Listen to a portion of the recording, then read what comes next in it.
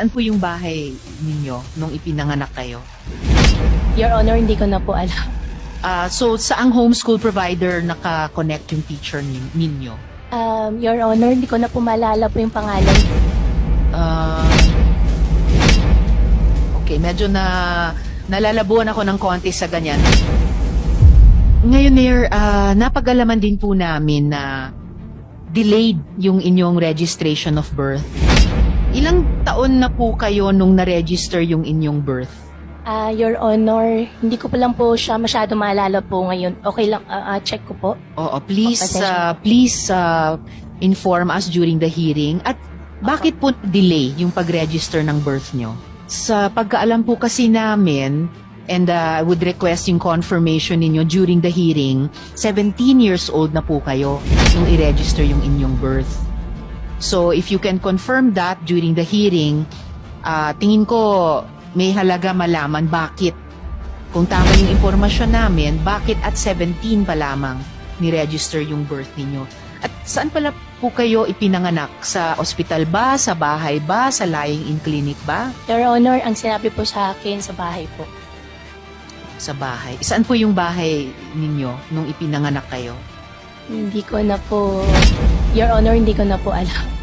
Opo. Still, out of more than curiosity, saan po kayo nagtapos ng elementary?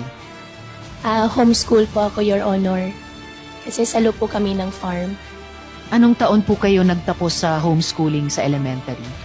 Your Honor, dire-diretso po. Bandang anong taon natapos po yung grade 7 sa homeschooling? Your Honor, tutorial po kasing ginawa po sa akin. Salo po kasi kami ng farm nakatira po. Actually, Mayor, familiar po ako sa homeschooling dahil yung isang anak ko rin, yung huling 2 taon niya sa high school, for health reasons, sinomeschool ko po siya. And meron po kaming homeschool provider noon. Sino po yung naging homeschool provider ninyo? Your Honor, yung nag-homeschool po sa akin, teacher lang po. Pati po yung mga homeschool teachers, kailangan license sila or meron pa rin silang homeschool provider. And in fact, by the definition of homeschooling, ang magulang ang nag-homeschool. So teacher nyo po ba o yung ama ninyo ang nag-homeschool sa inyo? Meron din po akong teacher po, Your Honor. So saang homeschool provider naka-connect yung teacher ninyo? Your Honor, hindi ko na po maalala po yung pangalan po. Ang maalala ko lang po yung pangalan po ng teacher ko po.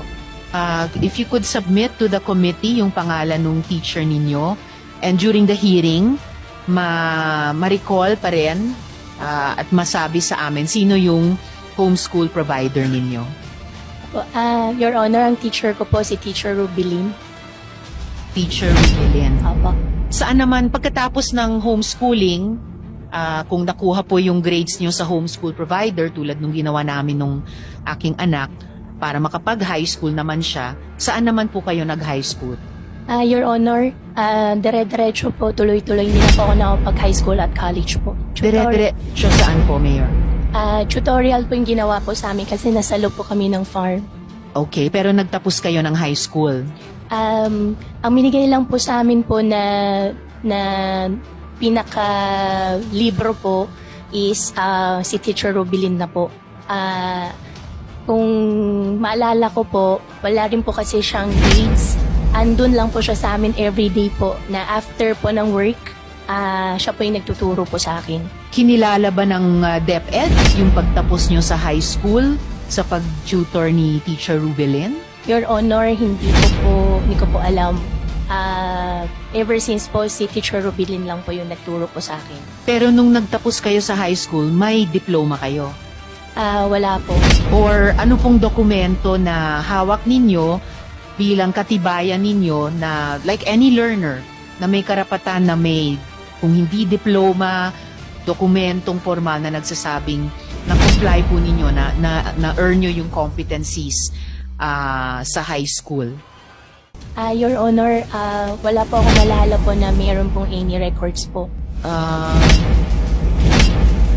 Okay, medyo nalalabuan ako ng konti sa ganyan dahil kahit bilang young person noon, no, may karapatan kayo sa edukasyon, hindi lang sa edukasyon, pati yung katibayan ng nakamit ninyong edukasyon?